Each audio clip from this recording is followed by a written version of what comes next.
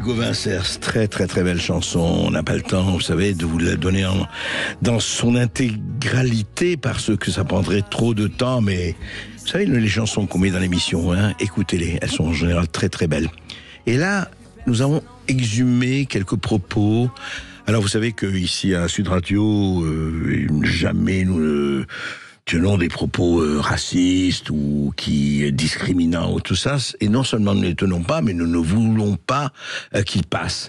Mais à des moments quand même, il y a des choses qui nous étonnent. Et écoutez, on est tombé sur un entretien qui date de 2013. Vous voyez, ça fait quand même 13 ans, 14 ans, 13 ans au moins.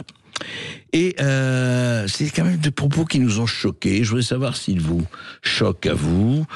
Écoutez, c'est un homme politique qui parle. Ça date donc, je le répète, de 2013. Écoutez.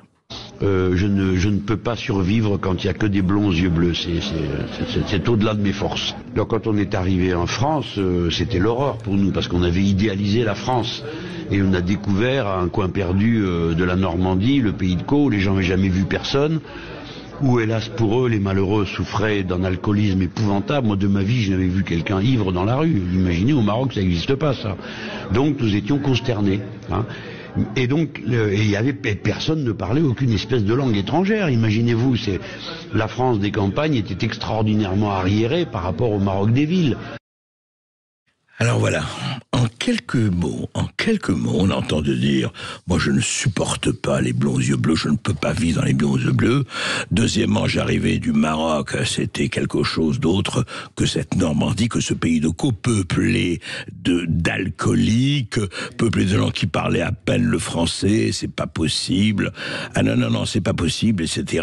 Je ne supporte plus de vivre autrement que dans un endroit où les gens sont mélangés, très bien, mais enfin, les blonds aux yeux bleus, les paysans, tous des espèces de ploucs dégénérés, quand même un peu fort. Alors qu'est-ce qu'on fait dans ces cas-là? Est-ce qu'on appelle SOS Racisme?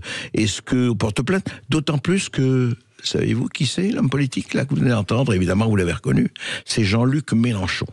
Jean-Luc Mélenchon de la France Insoumise, qui dit d'ailleurs, parce qu'il a peut-être changé là-dessus, la sagesse vient à tout temps, ça peut arriver, même à un âge avancé, mais le 7 septembre 2024, en marge d'une manifestation, il lâche, et c'était capté par les micros, il faut mobiliser la jeunesse et les quartiers, tout le reste laisser tomber, pas notre temps. Électoralisme quand tu nous tiens.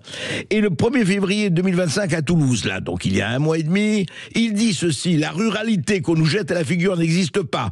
Elle n'est plus peuplée de paysans comme autrefois.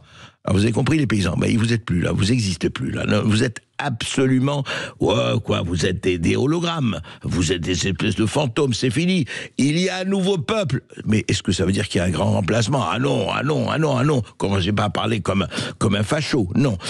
Mais voilà, j'aimerais comprendre comment on peut dire les blonds aux yeux bleus, c'est pas possible, je crève.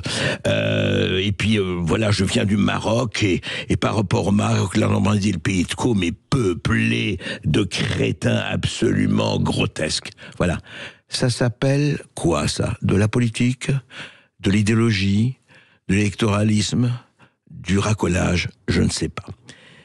À vous de me le dire.